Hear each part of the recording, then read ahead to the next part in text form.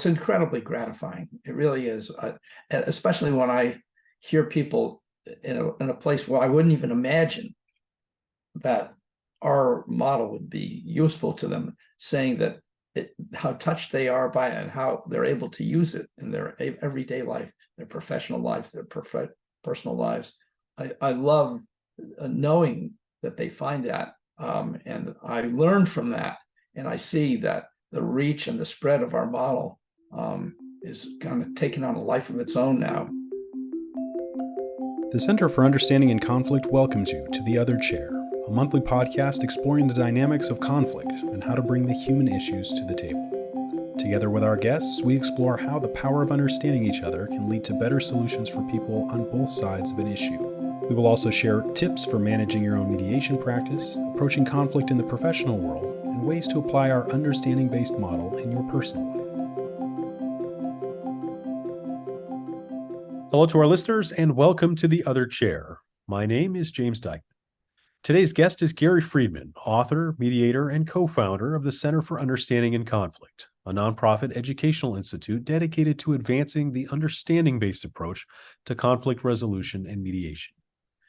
This year, the center celebrates 40 years of conflict resolution and mediation training programs, many with Gary, who still trains with us today. On today's episode, we are looking back at the last 4 decades of impact and ahead to see what the future holds. Hello again, Gary, and welcome back to The Other Chair. Thank you, James. I appreciate you being here today. We're celebrating 40 years, and we talk a lot about, and I think our first podcast episode was you really diving into the how the organization was founded, how you and Jack came together to put the model together. And what I wanted to do today in inviting you back at the end of the year is to kind of talk about your experience, what it's been like as the model and the mediation field has evolved since you started doing this work, and how the center has grown. What I've recently realized is one of our seed ideas at the beginning of all this maybe seems to be getting lost as the model becomes more sophisticated and we apply it in different areas. But I think the original impulse of mediating was to empower people. And that really, we really felt that people needed an alternative to having their lives run by lawyers, and for them to be able to, and not to be disqualified from having the power to make decisions just because they disagreed with each other. So that seed of empowerment was really important and continues to be important today, not just in our approach to conflict resolution, but also to training programs. What we realize is in our training programs, we're trying to do something that feels congruent with what we do when we work with people in conflict. And so we watch very carefully when we're teaching to see whether or not we're walking our talk, and empowering the trainees is as important as empowering the people who have the conflict when we're mediating or helping people in conflict. So that's really a kind of core piece that I just want to emphasize, so that people will kind of hold us to that, because there's a lot of confusion now about how people see our model. They see our model as, oh, these are the non-caucus people. We're dogged by that label. And non-caucus is important for sure, but not even as important as the thing that we think is really much more pernicious is people holding secrets as part of the caucus. But what's really underlying all of that is empowerment of people. And we think that people will have more power if they're together in the same room and they know what's going on. Then they're in a position to be able to make decisions. So that was the original impulse of teaching and mediating, and it remains a kind of through line to today. You mentioned this impulse of empowerment, how it's kind of murky now from when you began. Are you talking about within the center's work in teaching with the model? It's drifted a little bit. Are you talking within the wider field of mediation? the wider field. Yeah, the wider field, people really don't, we're labeled as, sometimes we're labeled as facilitative, sometimes we're labeled as non-caucus model. Len Riskin wrote an article called The Grid of Different Approaches to Mediation. And he couldn't actually, he is always very familiar with us. He couldn't actually place us on his grid, partly because we have a different stance about law than many models that call themselves facilitative. So there's a lot of stuff to kind of get straightened out with the public and within the profession about who we are and who we're not.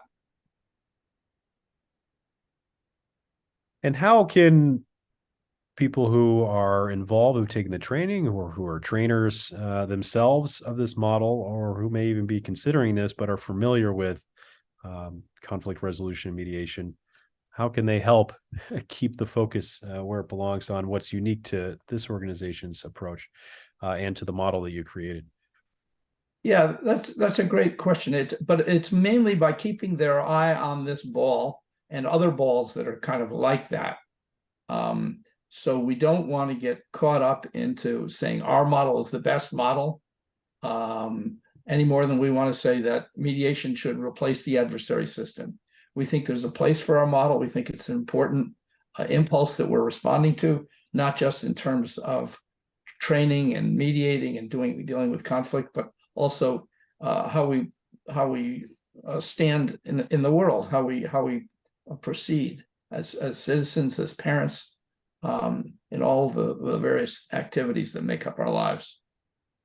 So 40 years, I imagine when you and Jack, co-founded this organization, but really co-founded the understanding-based approach, you may not have realized that you were beginning a lifetime of training and development. I believe we're at over 10,000 mediators across a variety of disciplines. What has that experience been like for you from when you first began through all of this work that you've done since? Well, it's kind of crept up on us. 40 years. Sometimes it feels like it was just a few years ago that we started this. So much has been just incremental changes, and there are different markers that we've gone through. Originally, people thought of us as these are the people, they hate lawyers because we're trying to empower people. That wasn't true. And there's an evolution that's happened in conflict resolution and in mediation that kind of parallels that of us. And it used to be, at the beginning, when I started to mediate, people said, this is illegal. You can't do this. And there was a big feeling that this is an anti-lawyer organization and an approach to conflict resolution. It wasn't true.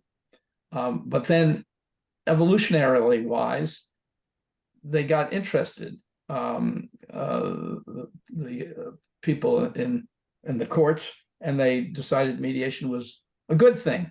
And when they decided mediation was a good thing, they kind of did what we thought was a pretty weird thing, which was they started ramming it down people's throats, making it mandatory. And for us, it seemed kind of oxymoronic to be thinking about it like that, to be imposing on people a process that they had to do rather than see whether it was something they wanted to do. And so we had to develop our own way of proceeding with the people that we're mediating with, and also the people we're teaching, so that we invite people to try on the model. We don't say, this is it, this is what you should be doing. And we don't know whether, and especially as so many different kinds of people coming to the training programs, and many of them now not even for mediation. It's really important that we hold on to another really important seed idea, which is that what we're really hoping is that people will find a way to use our model in which they can feel like they can be themselves. And that will look differently for people depending on where they're coming from and where they're going back to, who they are, what they're interested in. And so people will mediate using or help people be conflict professionals using our model, and it'll look really different than other people. That's not only okay, that's kind of the point. And that's also the point of even as we're evolving and having new teachers and training teachers, and that's become a major focus right now, training new teachers so that the teachers feel empowered to actually be themselves and adapt what they find useful from our model. And if there's something else moves them to be able to take our approach seriously, but ultimately they have to make it their own. Conflict manifests itself in many ways in our personal lives, for professionals in the workplace and for practitioners who have made a career bringing together parties in conflict through mediation practice. Each month, the Center for Understanding in Conflict hosts live webinars with featured guests discussing best practices and sharing their experiences for tackling conflict using the understanding-based model. Talk a little bit more about, if you wouldn't mind, the transition from developing this model with Jack out of a frustration with the system that you were a part of to training others to do it. How did you make that leap from just trying to find a solution for yourself to wanting to share that broadly and then, teach others how to do it? And what were your motivations for doing that? Jack was never very interested in the long view. He said, whatever this is going to become is what it's going to become. I said, what kind of legacy do you want to be? He said, I couldn't care less. We do what we can. And I appreciate that spirit, but it's not the way I think of it. And I think there's some things that are really important that I'm hoping we can kind of pass on that to the next generation of teachers. But we've always had in mind that the best way to teach teachers is to actually show them what we do and give them a chance to do what we do and to learn experientially instead of having a whole set of this is the theory and we've always been experiential heavy and helping people kind of find their own way and in the teaching as well. So we try to apply teaching principles that are congruent with the way we think people ought to deal with conflict and also help others. Then a question about, our impact in the community over all these years. The Center for Understanding in Conflict is a nonprofit organization. It serves the public good. And there are now many, I imagine there weren't so many when you first started, but now there are many people in the marketplace who are selling trainings. They have businesses doing this kind of work. They're for-profit entities by and large. What was your motivation for forming the center as a nonprofit organization for community benefit rather than in more traditional ways? Well, we were never interested in making a lot of money, nor were we interested in developing a large organization. So we always called it it was a pop and pop shop. And so we were just kind of going from program to program and trying to respond, always trying to respond. What is it that people need that will help them either to be better conflict professionals or to teach? And we thought that they would learn the teaching by coming to programs. And sometimes people came, Catherine Connor, one of our erstwhile almost founders practically, I think she came to, 7 or 8 programs.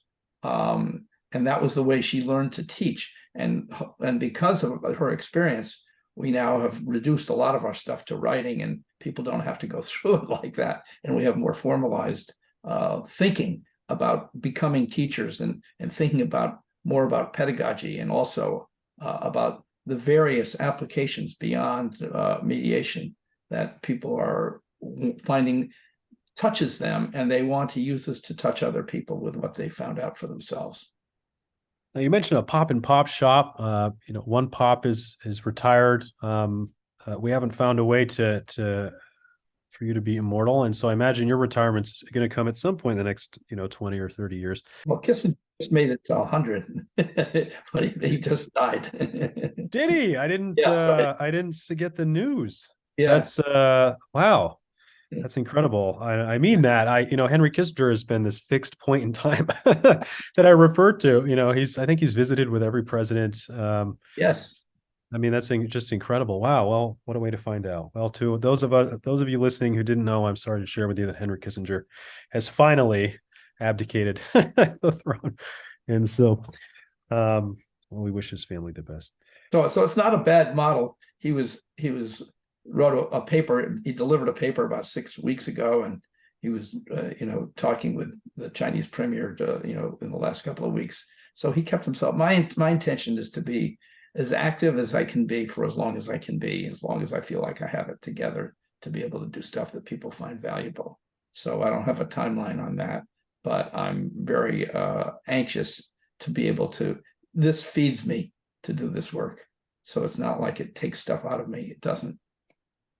Wonderful. And I wasn't trying to press, there was another half to that question, but you threw me with Kissinger. That was truly shocking. Like when I find Jimmy Carter's no longer with us, it's going to affect me because that man is eternal.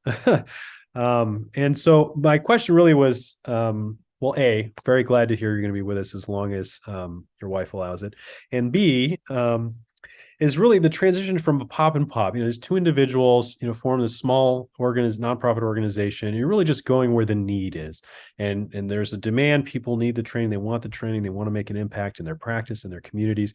And over the years, that has changed a bit, right? There are now trainings taking place, coast to coast, online, in person, covering a variety of different topics.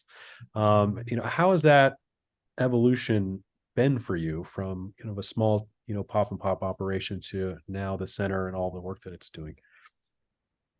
It's many ways it feels just the same. I did a program a couple of weeks ago at Green Gulch Farm Zen Center, and it didn't feel that different to me being there as it did 40 years ago. Although I'm there with other people that I'm teaching with and other people learning to teach, and people there who don't look like me and are serving very different kinds of communities. That's really exciting to see that and to be there and feel the growth and being able to reach people who wouldn't ordinarily be thinking about coming to a program that was run by lawyers. We're not that now. Law is still an important piece of it. Lawyers are still an important piece of it. But it's not what it's about. It's really about the empowerment, about helping people find their way through conflict together. Throughout the year, the Center for Understanding in Conflict hosts in-depth basic and advanced certificate programs designed to train you to become effective mediators and conflict resolution professionals centered in the understanding-based model. Our training programs have been the gold standard in alternative dispute resolution for 40 years and is popular within the legal community with human resource professionals, ombudsmen, and corporate workplace mediation clients.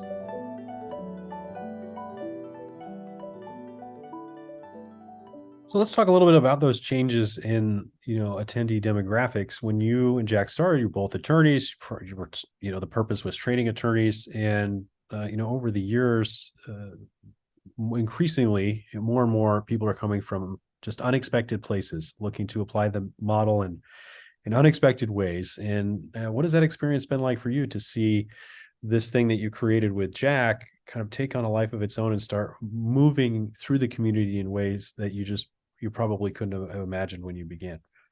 Oh, it's incredibly gratifying. It really is, especially when I hear people in a place where I wouldn't even imagine that our model would be useful to them, saying that how touched they are by it and how they're able to use it in their everyday life, their professional life, their personal lives. I love knowing that they find that, and I learn from that, and I see that the reach and the spread of our model is kind of taking on a life of its own now. And I see ideas that we had that sometimes people tell me in ideas that they've learned. And those were my ideas and I'm hearing them back. And so I realized there's no such thing as when it comes to ideas. It's like, and that was always our idea. We never wanted any of our materials to be copyrighted or we wanted it to be spread, and we wanted it to be open, and we wanted people to have access.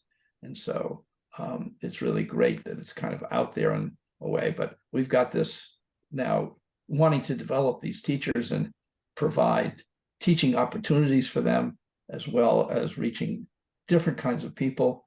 And so we need to operate as an organization now, which is never anything that either of us ever had in mind.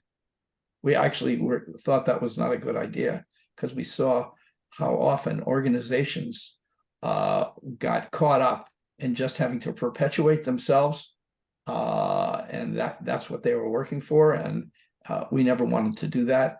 But I can see now that there's a path emerging where that's not happening, and it still feels like it has the original spirit that's there, and I'm quite thrilled to see all that.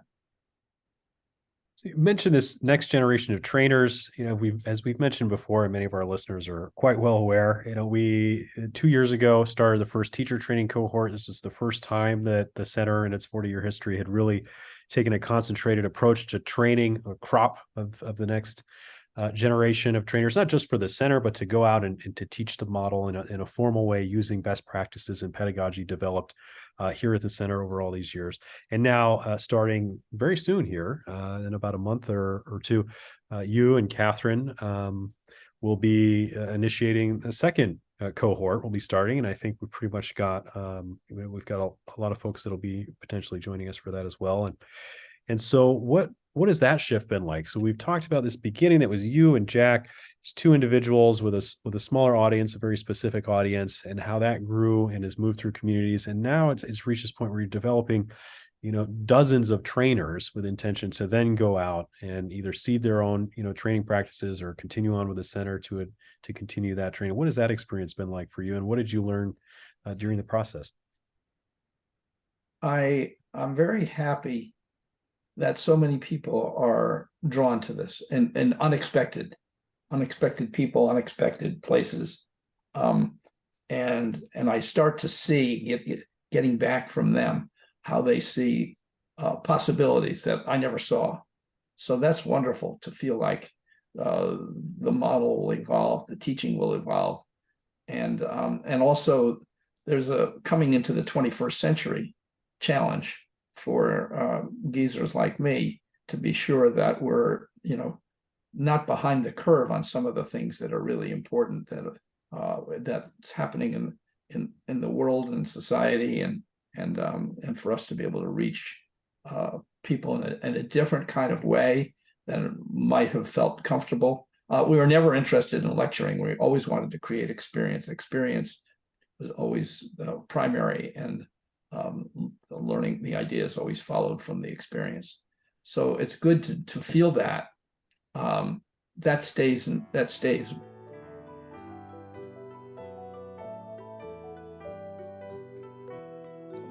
This podcast is supported by our CUC Connect members, whose yearly membership includes free attendance to our live monthly webinars, 12 additional featured recordings of past training events, discounts to our basic and advanced training programs, and support from our network of certified trainers for continued professional development. Consider joining CUC Connect today and dive deeper into the understanding-based model. But what's different, and what's going to continue to be different, is how this will continue to spread. And it's because social media has made us accessible to all kinds of people that we don't know, we've never met. I mean, I found writing books was just really great, because I would get letters and things back from people saying that I would never be able to talk to or see.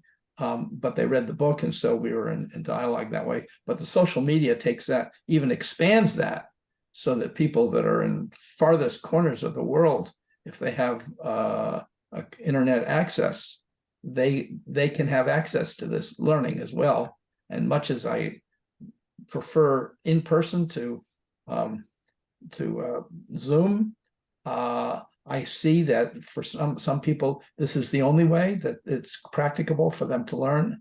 And I think that's really worth doing. And I'm really happy that we're really making efforts to try to reach out to people that we wouldn't otherwise be in contact with.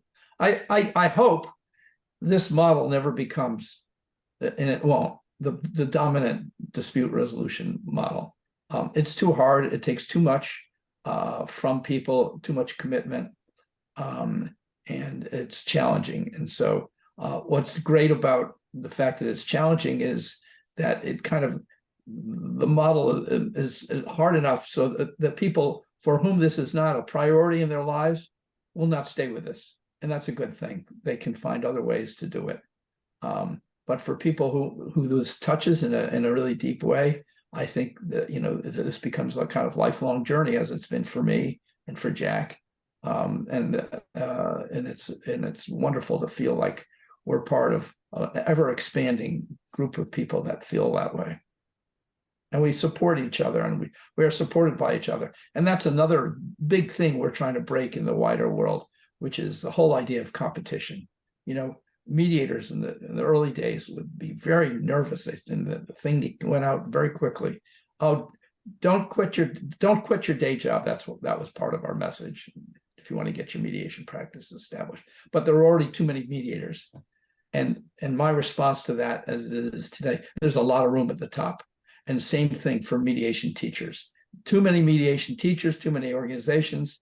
Not true. There's a lot of room at the top. And I think for people that are committed to excellence and that want to stay with us over time, the opportunities are almost limitless. Thank you, Gary, for being here today to talk about the center's history, your incredible career leading in the field of mediation, and your insights into the future of our work, and as for just being here and supporting. I know for so many people listening, you're still a very big presence in their lives, and you're always available to help, and you continue to teach and work to advance the model and the lives of those who are drawn to it. So thank you so much for being here for the last 40 years. We appreciate you. Yeah, well, I'm really grateful to have had this opportunity. Thank you, James. This year, the Center for Understanding in Conflict celebrates 40 years of impact through our training and development programs, training generations of practitioners to bring together parties in conflict through understanding. To learn how to support our mission, please visit www.understandinginconflict.org. Thank you to today's guest for being with us today, and to our CUC Connect members whose support enables the Center for Understanding in Conflict to bring new perspectives in the field of conflict resolution and mediation to you, our listener, in each new episode.